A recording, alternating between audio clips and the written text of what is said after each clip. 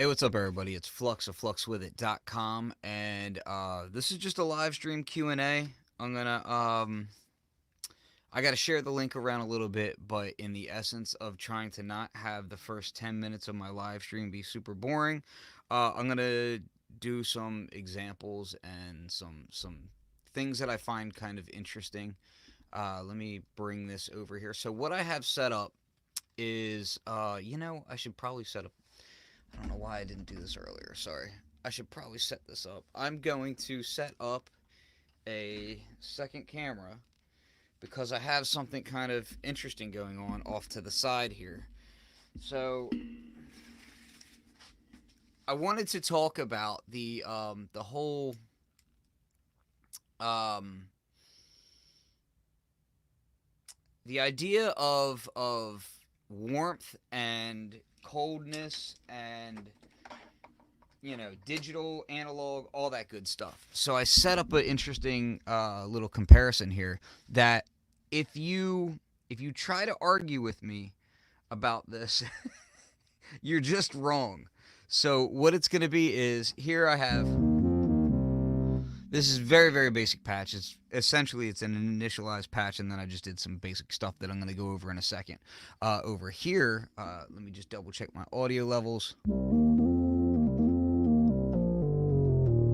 I have it a little bit dark right now, maybe a little bit louder.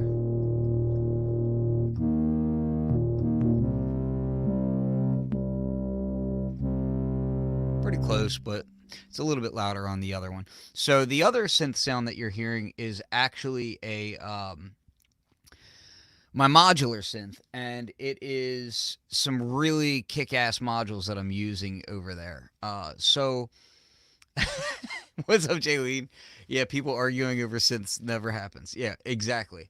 So this is going to be kind of a tongue-in-cheek, lighthearted thing, but at the same time, I just find it interesting when I hear people talk about not just HydraSynth, but just digital synths in general, not being able to get quote analog sounds and that sort of thing out of them.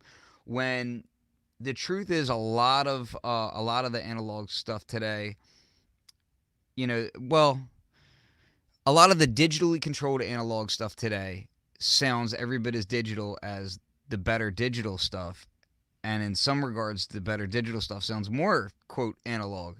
Uh, so in this regard, what I'm going to do is let me set this camera up real quick. Won't take but 2 seconds, and because I want to show what modules I'm actually using here.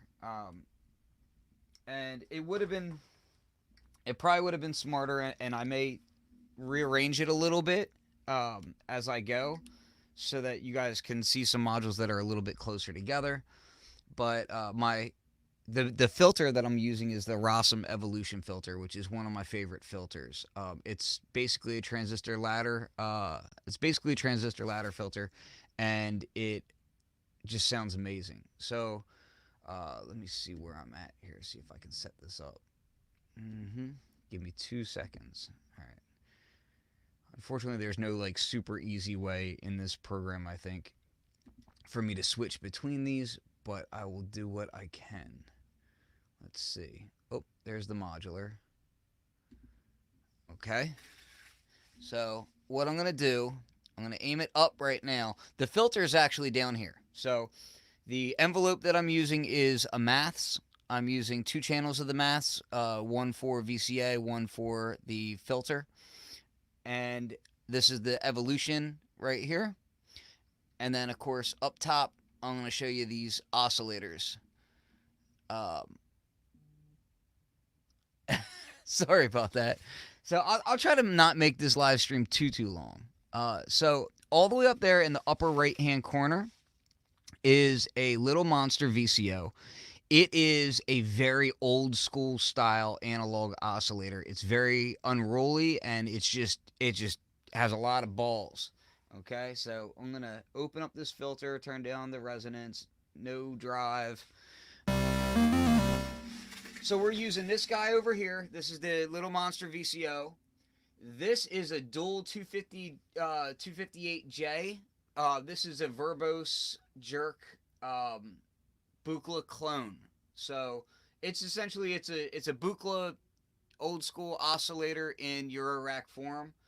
hand built, hardwired, all that good stuff. So, and then we have the Vermona unicycle oscillator. Now, the three oscillators that I'm using here, you'd be hard pressed to find anybody who's going to describe them in any kind of non-warm, fat, whatever sort of term you want to use. It is, each one of those is just character filled. So, kind of like the coolest of the cool analog oscillator type sounds. So that is all going to a mixer.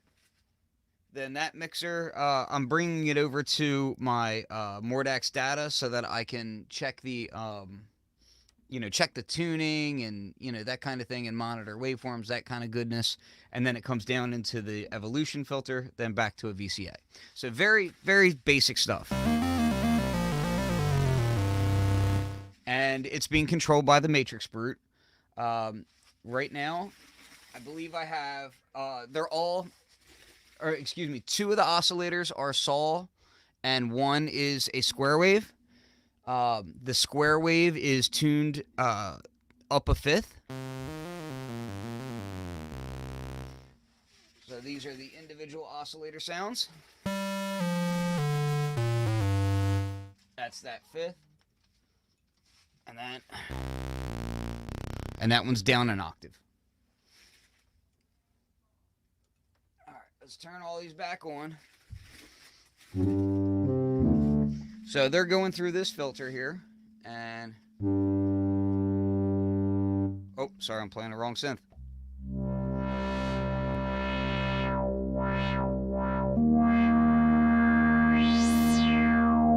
And if I push the resonance on this,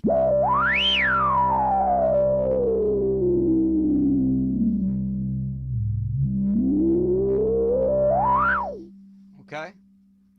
I have a kind of similar patch set up on the HydraSynth now. Let me switch my camera back over. This is not going to be a one-to-one, but it's just kind of, I'm just kind of demonstrating some things. This camera does have just a tiny bit of lag, so just be aware of that. So some of the things that I want to show is the different filter types and all that goodness. Each kind of impart their own sound on this thing.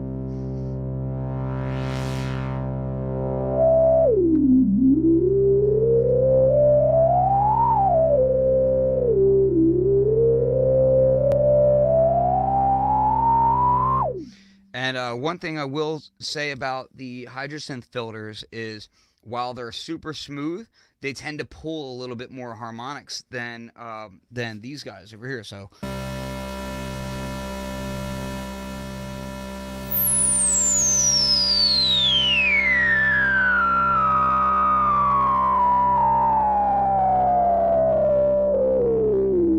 So what I mean by that is it'll accentuate those harmonic peaks. The evolution filter, when it does that, it tends to break up more when you really push it hard like that. But of course, it also has that distortion circuit. That's kind of part of its character. That's when it's down and clean like that.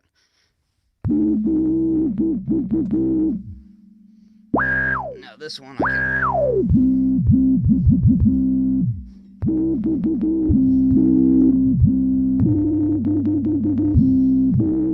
So that's me playing between the two. So you can get extremely similar tones from the two.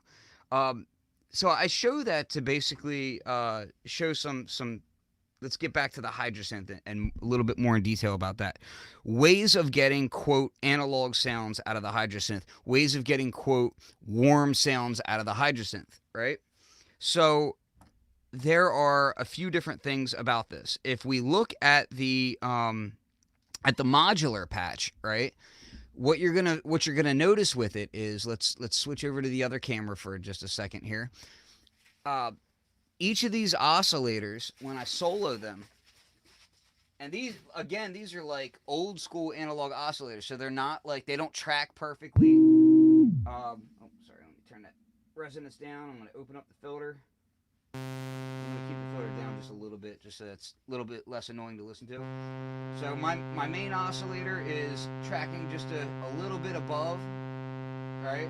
We're at 131 hertz. Now, oscillator 2, which is tuned to fifth up, is flat by just a little bit. We're at 195 hertz, 0.8. And then my sub oscillator here, it's kind of wobbling around 65 hertz, so it's a little bit flat right now. And if I go up just one octave, right? I'm not even going up 2 octaves, just 1 octave. Now I'm considerably more flat on that sub. Considerably more flat on the fifth. And a little bit sharp on my main oscillator. So the key tracking on those is kind of all over the place. It stays within a fairly tight range across the key bed, but it weeble wobbles back and forth. You know, it's not 100% on, and it's not like that all the way. So in the very upper registers, it'll get really wacky, but for the most part, you'll get this kind of unpredictable non-linearity about the way that it tracks. So in the HydraSynth, you can do that. You can do that a bunch of different ways.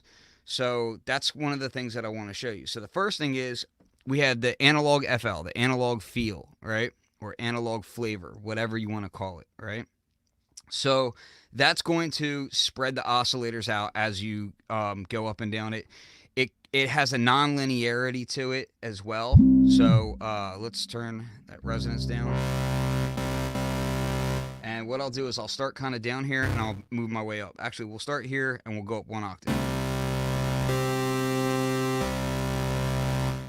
If you listen to the beating of the oscillators,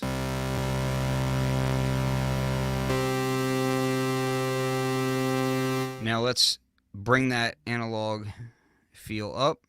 We'll just go up to 25. We already have a little bit more beating.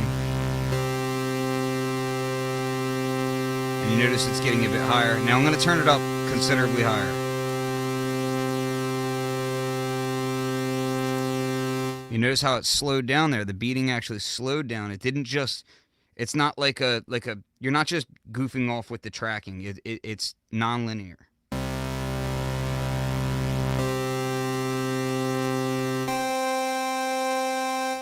Bring it all the way up. We can get really crazy with it.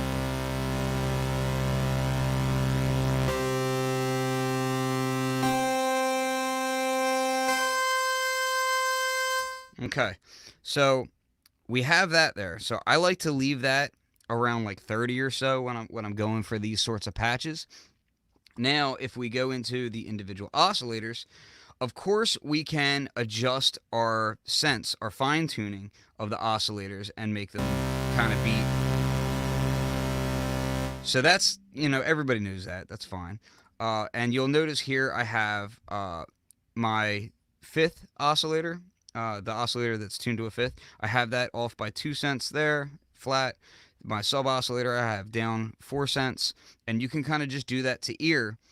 But then to have, you know, some fun with it, each oscillator you can adjust your key tracking individually. So if you set, say, your primary oscillator to 99%, and then I'm going to actually overshoot to 101 with my second oscillator. My third oscillator, I'm going to overshoot a bit more.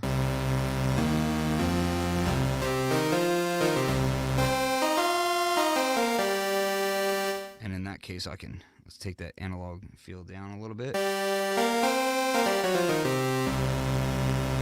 then we could bring it up, just to get different feelings of it.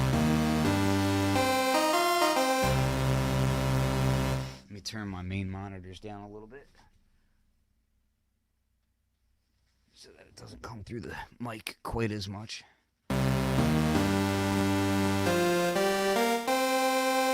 So you get this kind of offsetting going on there, and you can play with it so you get it to taste. Take that one down to 98. Let's bring this one up to 1 and 2. Actually, do this one.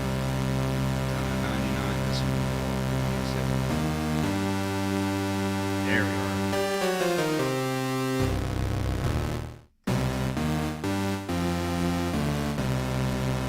So you've got these kind of like out of tune sounds, and it gets really interesting like that. So again, going back to the modular, and I'll switch that camera again.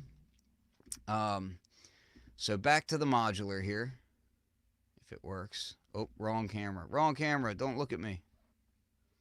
There we go. Okay. And let's open this back up. Bring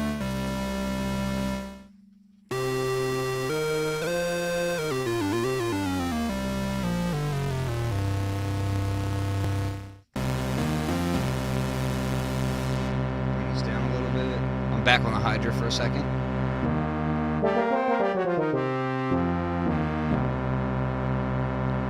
It sounds like I have that sub oscillator, I think. Alright,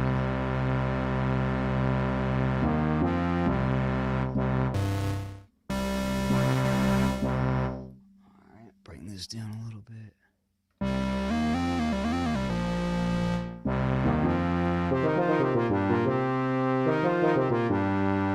So you easily get those kind of analog vibes out of them by doing these sorts of techniques. Instead of just focusing on, you know, strictly keeping the sound of the synth, you know, so rigid, you have all these flexible ways of detuning and not just detuning, but just skewing the tuning of it in different ways. Then on top of that, we have all these different filter options as well. Now the filter options, you know, you've got your key tracking on that as well. It's kind of fun to just add just a touch of key tracking in there. Like, don't even do the full amount. A lot of the times I like to set my key tracking to like 52 or 53%, something like that. You can go in that range, or in this instance, the evolution filter is not key tracked at all right now. But I like to put like a 1% on the HydraSynth there, just to kind of give it like a little bit of movement there. A lot of the times in the Eurorack case, you're going to get these power struggles that are going on. So you'll get kind of movement even when you're not setting up a modulation and that sort of thing.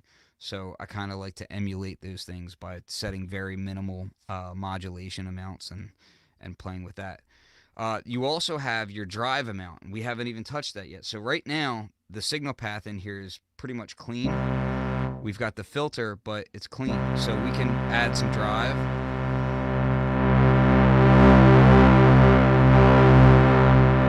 And when you do that, you want to be a little bit careful with the amp level. So you might want to turn that down a little bit as you're bringing up that drive.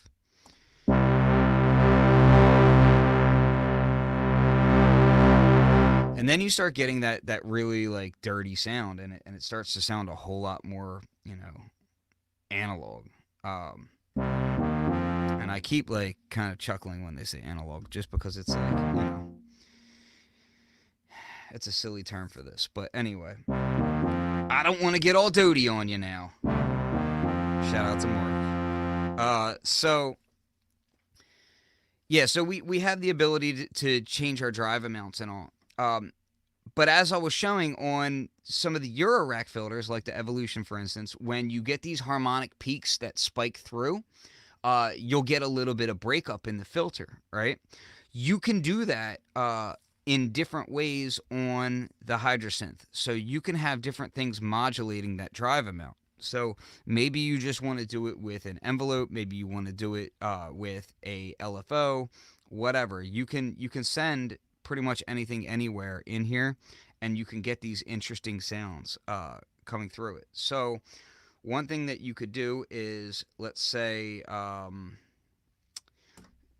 set up a macro, and this macro is going to be assigned to the filter drive, and I'm going to give it 38, sounds about right. And then what it's also going to go to is so that's going filter drive 38. It's also going to go to the cutoff, right? And I can do this a couple different ways. Let's try it like this for a second. So I'm going to have it negative 128, and then filter, I'm going to have the resonance be there, and it's going to bring the resonance up a bit, maybe 30, something like that. I'm just kind of spitballing it here. Now, While you're setting this stuff up, you can be demoing it with this knob here. So I can, this is that macro. So if I want to turn this up,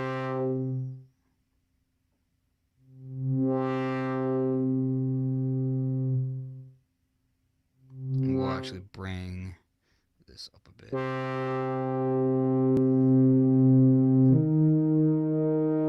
So now as I'm sweeping through the filter, I'm also bringing up the drive amount. So we'll take that to about like 75, and we'll actually back the filter sweep off just a little bit. There we are.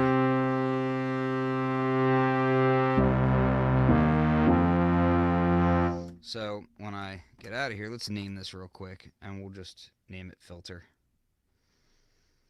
That way I don't get confused later. So, and there's that filter knob. So, and I have it, it's working backwards. So like as I turn it up, it's actually turning the filter down. Just closing that filter a bit. But it's giving me that warmth, you know? And then I can still use my dedicated controls over here.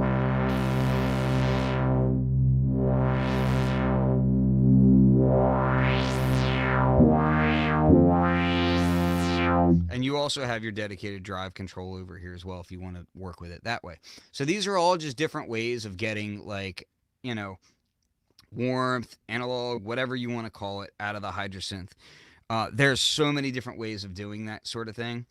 Another great feature on here is in the oscillator section, when you set up your oscillators, if you want to do these more traditional sounds, you can set up traditional waveforms in whatever order you want, and then you can kind of have control to sweep through them. So, you know, I have it set up in a pretty easy way here. Let's open this up.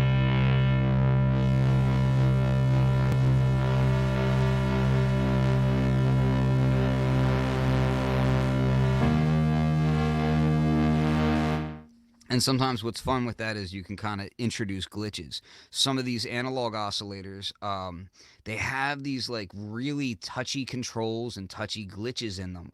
For instance, that Buchla oscillator, if you're tuning it, I mean, I'll show you. It's going to completely mess this thing up, but it's, you know, it'll show you exactly what I'm talking about here. So check this out, right? I'm going to aim this thing back up here. So again, that's the Buchla oscillator, is the one with the two big knobs up there, right there. Okay, so just take a listen to what happens when I start tuning it.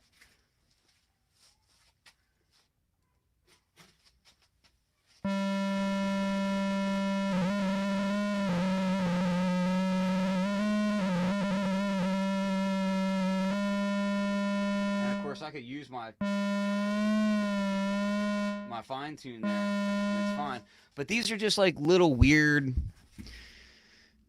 glitches in that module, you know. And you know, you can change the pots, you can do this, you can do that to make them perfect. But part of the charm is, you know, having these things that have all this character, right? Well, you can kind of introduce that sort of stuff into the HydraSynth as well, with just clever modulation, and there's just so many features and ways on here to do that sort of thing. It's completely possible. I mean, heck, I could say, let's just do something like this. I'm gonna do, yeah, I guess I'll do it this way first. So that first oscillator, what I'll do is, yeah, let's do it like this. Yeah, we'll do LFO 3. I'm going to set to, actually, yeah, I'll do it like this. Pitch is going to stay at 0. So LFO 3 is modulating oscillator 1's pitch, but I have no depth set to it yet. I'm going to set that up on a macro. So that's going to go here. Mod matrix, depth 1. All right. Depth is just going to be a tiny bit. We'll put it at 2 for now. And then I'll adjust it as I see fit. So then I'm going to turn the waveform to noise. And then I can, of course,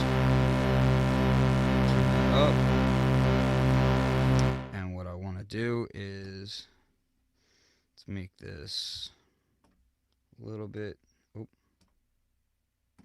there we are.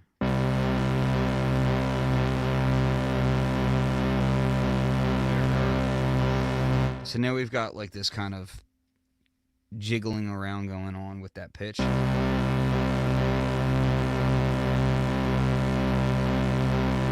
And I can make it very fine amounts.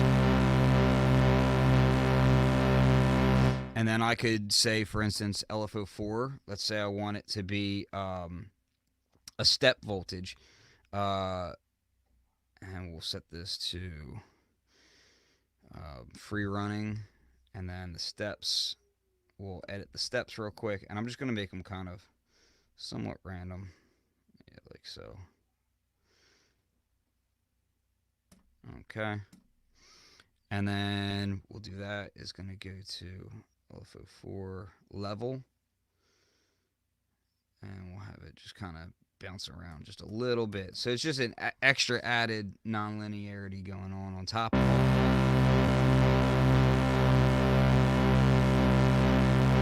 So you get these little glitches and stuff out of it. So you can basically, hey, what's up, Steve? Steve is, by the way, when I'm showing this stuff, I should show you this really quickly. So as I'm talking about the modular, Steve Baker that's in the chat, he's actually the guy that built this case. So this Ethereal Sun massive modular case that I have here, that is Steve's handiwork. So thank you, Steve, and shout out to you and everything that you do because your cases are brilliant. And if you've seen Corey from B-Boy Tech Report's case, that's his as well. So he does excellent work. So back to talking about making these, making the HydraSynth, which is this, pristine, brand new, top of the line digital synth, making it sound like trash. making it sound like analog garbage is quite easy actually, and it's it's one of the beautiful things about it. So it's it's one of the reasons why I got a modular to begin with, is for all these quirks and character and that sort of thing. And you could actually do all of that right on here. So another cool thing about that is going a step further into the effects section.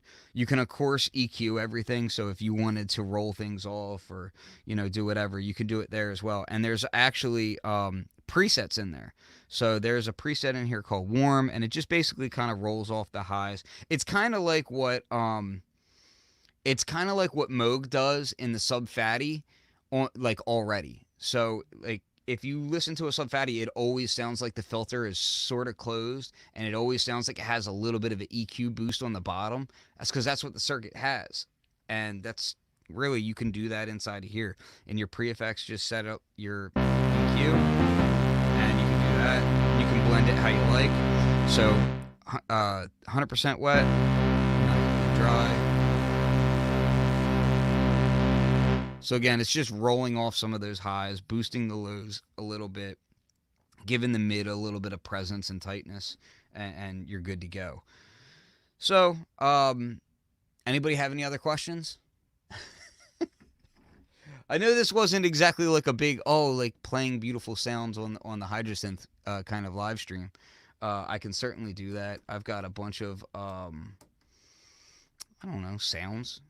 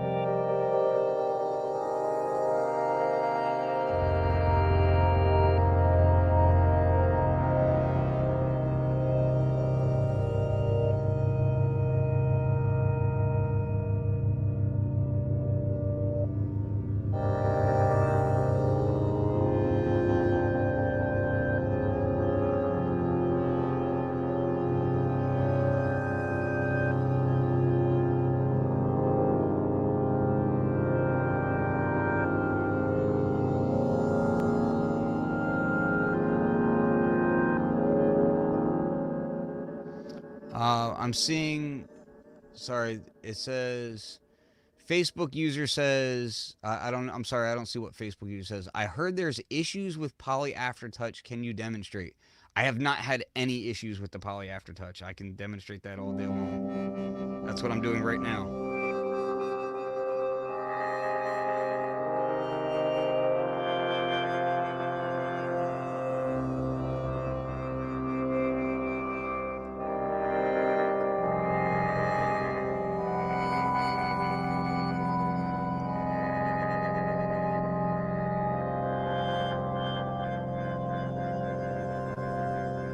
And you'll notice that when I'm showing Poly Aftertouch, I like to kind of shake my whole hand a bit so that it's easier for you guys viewing it to see what I'm doing. Because I mean, I could do it really subtly, like.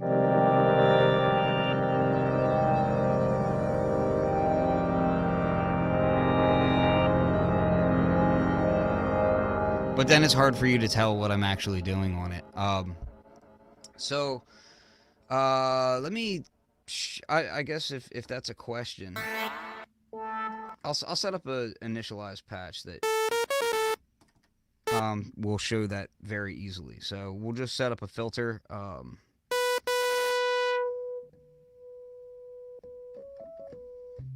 There we go. And we'll actually bring this up too. Okay, now, so what I'll do is I'll assign the Poly Aftertouch to the filter. This is like the easiest thing to hear. And that's going to go to my cutoff, 100%.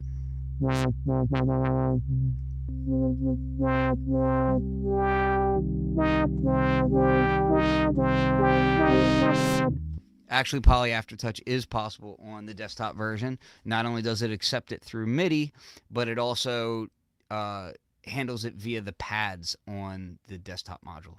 Each pad is their polyphonic aftertouch. So you're wrong, Jim.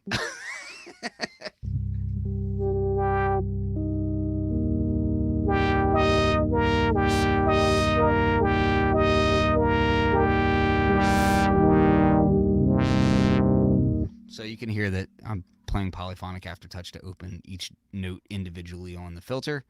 And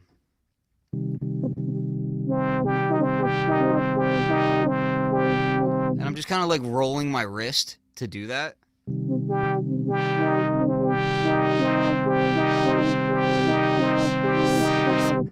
know, pretty easy. Let's do it like this. So we'll actually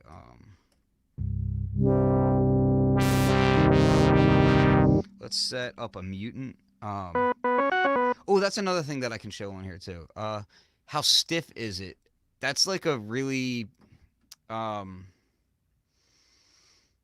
thing for me to describe through YouTube, I guess. But I would say that it feels like, I personally really like Novation keybeds. It feels like a really nice Novation keybed. Put it that way. It's like it doesn't, there's not a lot of jiggle back and forth on the keys. That's one thing I didn't really like about the Keylab series. The newer ones are a little bit better, but the older ones, there was a lot of like the keys felt a little too light and a little too loose, like back and forth. These ones don't feel like that. It feels nice and tight. And if you're asking about the tension as far as pressing down the keys, it's not nearly as stiff as something like the Sub Fatty is like super stiff. It's not stiff like that. It's kind of like it's definitely tighter than a DeepMind 12 and not nearly as tight as the as a Sub Fatty. Let's see. Yeah, the Sub Fatty is way tighter. And Matrix Brute, it's a little bit tighter than the Matrix Brute feel. I don't know. As far as MPE, not currently at this point. It's MIDI polyphonic aftertouch, which is, yeah. So my question to you guys is, as far as MPE, what do you want to be controlling it with via MPE, or do you want it to be controlled via MPE? So that's my question to you guys. And if you want to control it with MPE, which controllers are you guys wanting to use? I'm just curious. So the mutant, this was a question that was asked in the HydraSynth Facebook group, and if you're not a member over there, if you're on Facebook, please join the ASM HydraSynth group. Got a lot of nice people over there, and I can show you some cool stuff. Let me zoom in, and hopefully I can make this not suck. Let me try and see if I can't.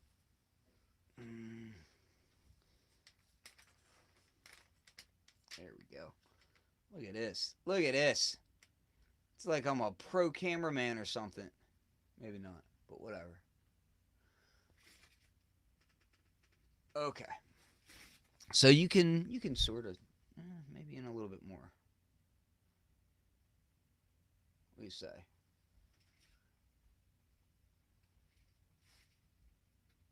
All right, you guys should be able to read that, hopefully. Yeah,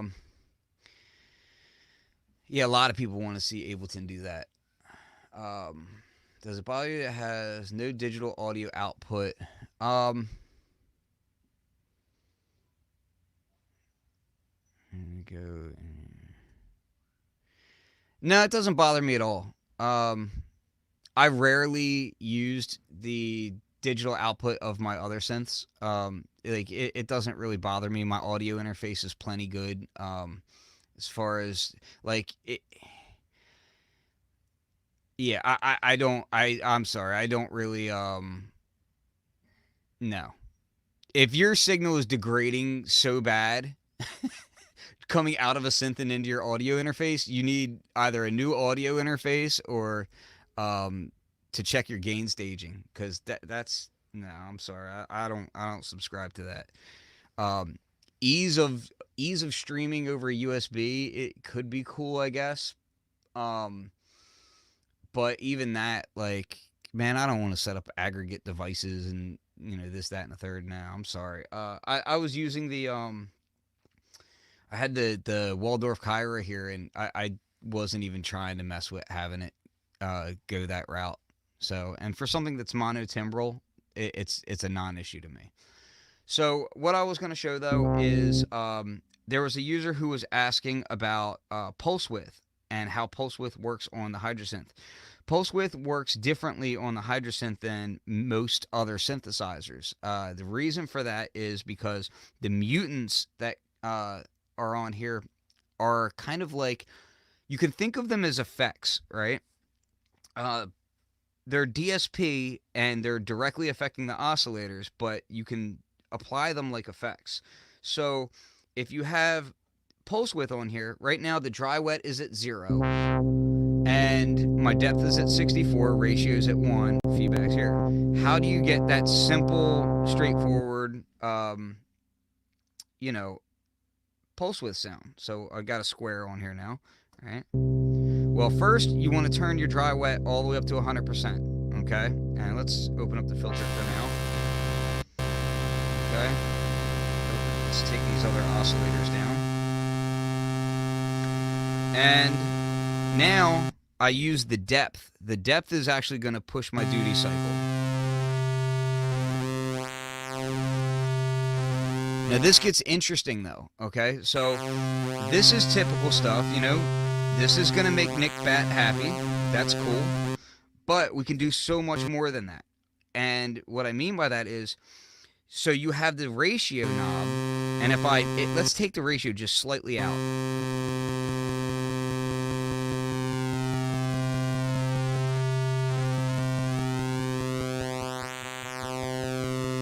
And I can go up. Now if I hold shift and turn the ratio, it's going to go by full ratios. Now check this out, right? This sounds kind of like, okay, it's not that, sorry, I moved that accidentally. It's not that interesting. Waveform's just kind of shifting around, right? That's when you get back to the dry wet. Take that dry wet back to about 50, all right? And I'm going to give it a wiggle.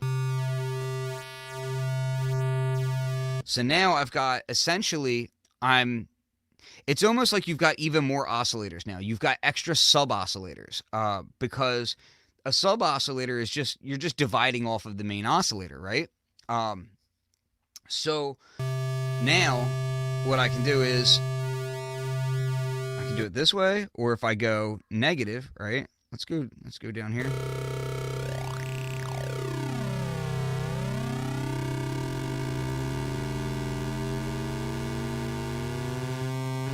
So in a way, it's like you don't just have the 3 oscillators, you've got more on top of that even, right? Just by using your dry wet mix.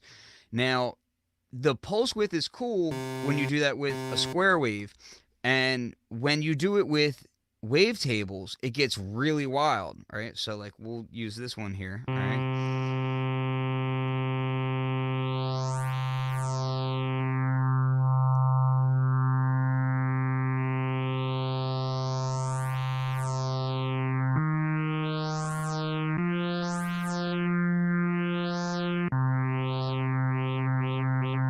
So you can get some really crazy sounds out of this. Now that was just one waveform. So for instance, on the Waldorf Kyra, I'm going back to that just because like I was excited. I had just gotten the Waldorf Kyra, and I was like, oh man, let me do all this cool wavetable stuff.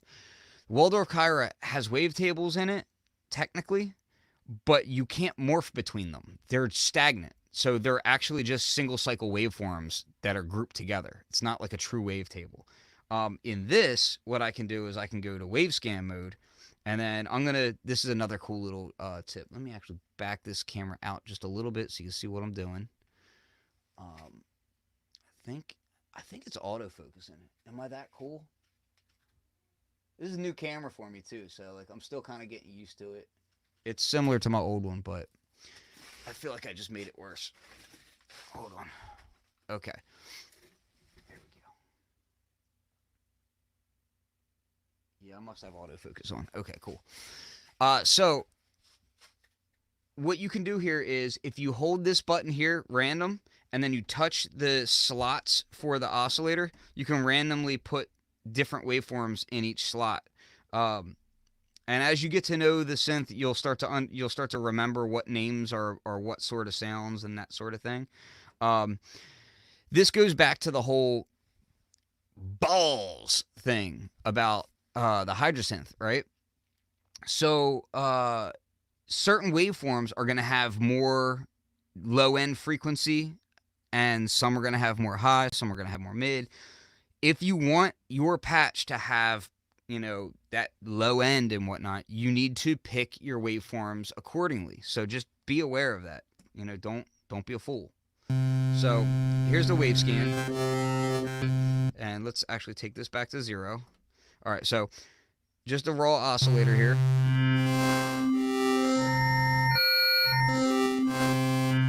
And I just randomly selected that chain of waveforms to make my own custom wavetable, right? So now what we want to do is go back to the mutant. I'm going to put it back to 50 on the wet dry, and then I can.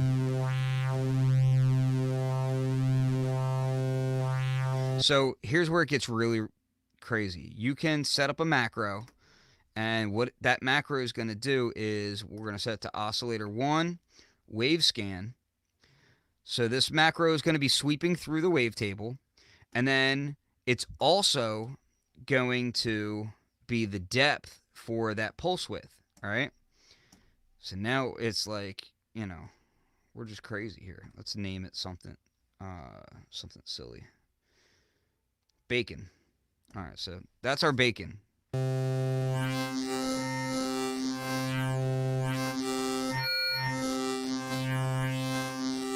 So not only are we able to sweep through that, but we're also able to completely mangle the waveform in another way, So I'll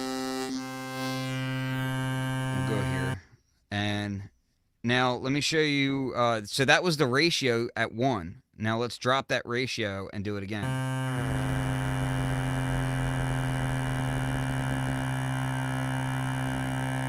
half. And we'll go, there we go. Yeah, where are we at? Okay. Yep. And where am I at? Oh, I changed it.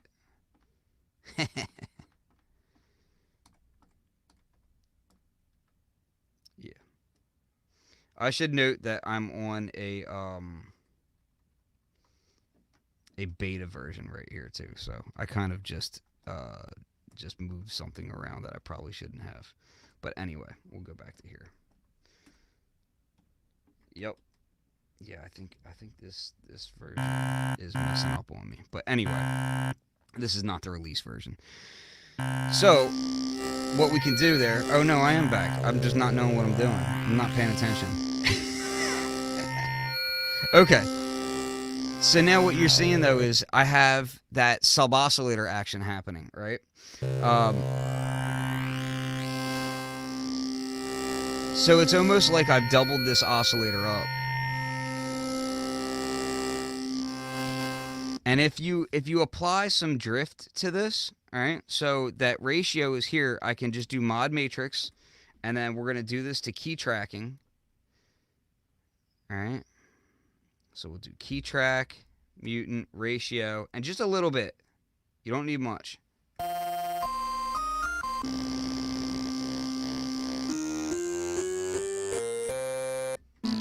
There we go. So now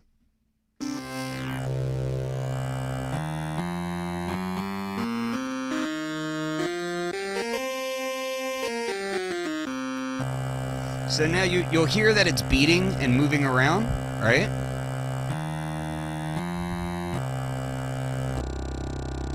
See how there's movement in the waveform? As if there was more than one oscillator? But there isn't. If you go to the mixer section, that's only one oscillator. And then I can bring up my other oscillator.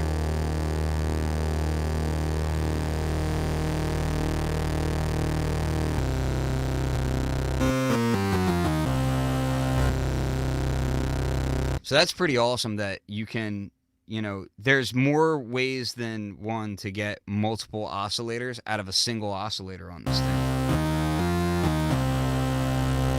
So, and again, that's just one mutant.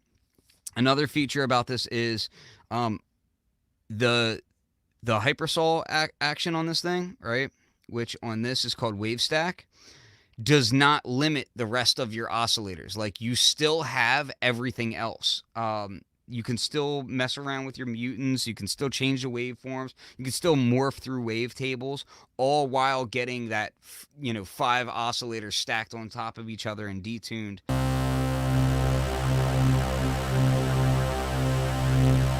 And the depth is your detune on that. And a really cool tip when you're programming is, so this is oscillator 2, which if you look at it, it's in single mode, which is sol, which that's just, that's just sitting there and stepping through different waveforms, right? And we had the other one was in wave scan.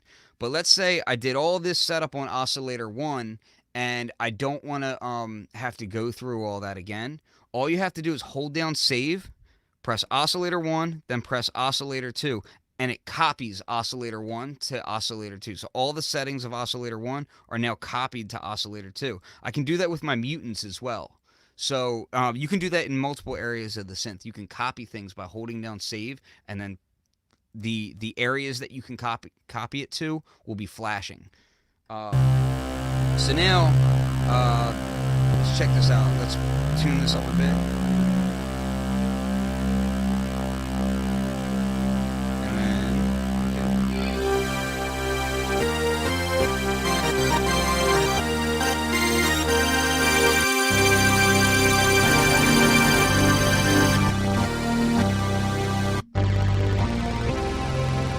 So you can, of course, do that, and, with that big wave stack going on, it's going to get a little bit. So take that down a little bit.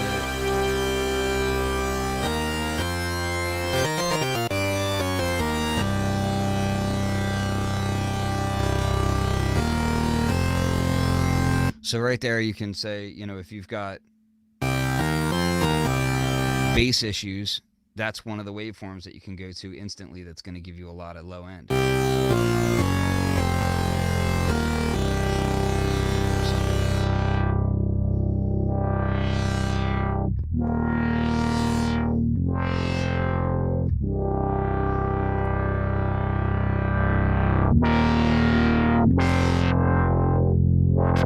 Oh, I forgot I still had polyphonic aftertouch set up. So yeah, you can do some really cool stuff with that. I've been busy, so I haven't. I'm building a new studio and I'm trying to get it done, and I just haven't had much time to do many videos lately. So I'll try to start putting out more content more frequently. If you guys would like to support, I don't have Patreon or anything set up like that. I'm not a pro influencer or anything like that. You can just go check out shop.fluxwithit.com or just support any of my friends. You know, it just makes me happy to see people doing well. So Beat People, MSX Audio, soundsandgear.com. We're all good friends, and you know, also check out the afrorack.org. If you have anything that you can donate musically to, it's to benefit inner city kids and you know, people of color in Chicago, to get them access to electronic music instruments and that sort. That's a great cause that you can you know, donate to as well. So can you copy between other patches? No, not really. The editor, the patch editor, will let you move patches around, but you can't really copy stuff between patches just yet. So as I'm kind of getting ready to close out this stream, I'm just gonna play some stuff, and you know, these are just some odd patches that I've been kind of messing around with that are not finished. Yeah.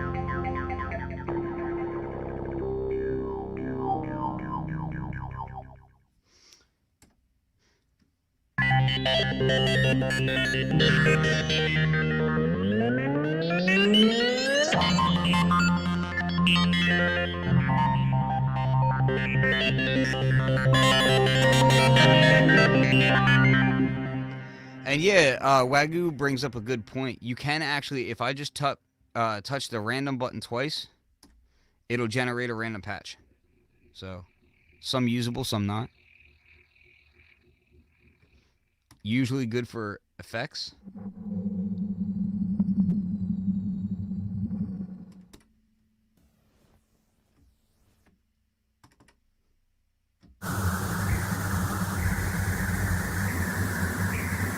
And if you're doing these random things, another nice feature of that is you can hold down random and then touch any parameter, and it's going to here, I'll back this out a little bit. You can hold down random and touch any parameter, and it'll randomize that specific parameter, which is a really nice feature. As far as people saying things sound, many of the HydraSynth demos sound really metallic. I think that's kind of also because you got to look at what it can do. So a lot of the analog stuff that I showed in the beginning of this stream is like basic synthesis, right? But this thing does so much more than basic synthesis. You're going to find that people are going to want to show stuff that's not the basic synthesis. Well, the stuff that's not basic synthesis tends to be more like pads and airy sounds and things plucking in and out and doing all these other things. So what are you going to get out of it? probably some metallic vibes out of it. You know, you're going to be opening up your filter in interesting ways and doing wavetable sounds, and wavetable sounds have that kind of vibe to them. But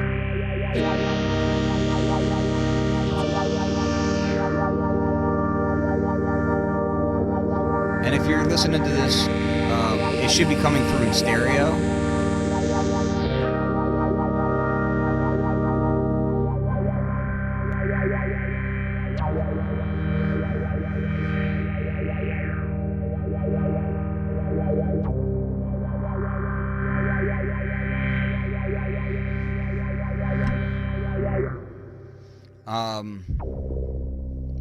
Where are you seeing other stream commentary? I don't know if that's directed to me or not. I'm able to see. I've got this is going live right now on YouTube and on the Facebook group, so I'm getting comments from both. I don't know if that was directed towards me. But yeah, it's just I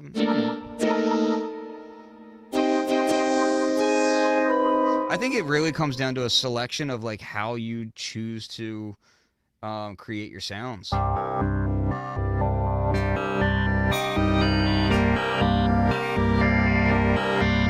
Like this sound. So this sound obviously has some metallic elements and some warmer elements as well. And if I want to manipulate that, it's pretty easy. Oscillator 1 is just a single sol. Oscillator 2 is a sync lav waveform. Oscillator 3 is this spectrum, right? And then I've got, what else do I have? Just some modulation going on, really. It's a pretty basic patch. So, let's take a look at this.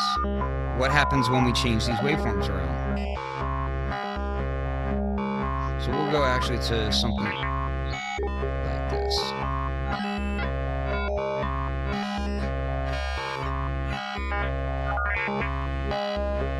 Let's change all of these to the Flux waveforms.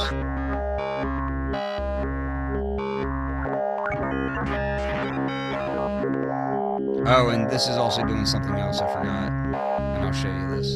So in the mod matrix, I actually had the LFO is changing my waveforms around. Multiple LFOs are changing multiple waveforms around, so I can...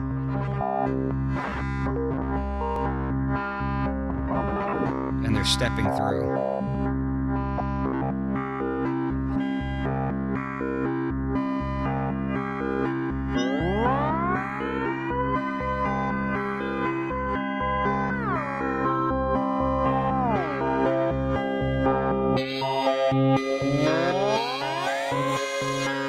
So you can do some really just weird stuff with that.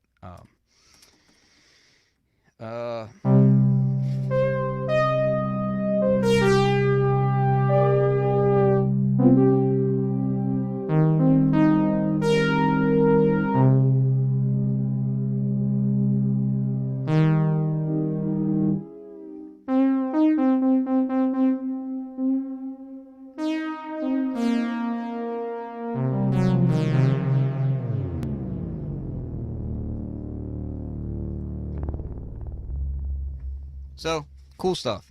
Anyway, I'll let you guys go. Thank you for checking it out. And if you have any questions, come into the HydraSynth Facebook group. I don't go on Gear Sluts very much. It tends to just be a little, I don't know, combative for no good reason. So I try to get in there every once in a while just to remind myself that, hey, not everybody's on Facebook. So, but you know, you guys have ways of getting at me. So if you have any questions, whatever, feel free to ask, and I will try my best to help you out and get you some cool info. This is Flux of Flux with it.com.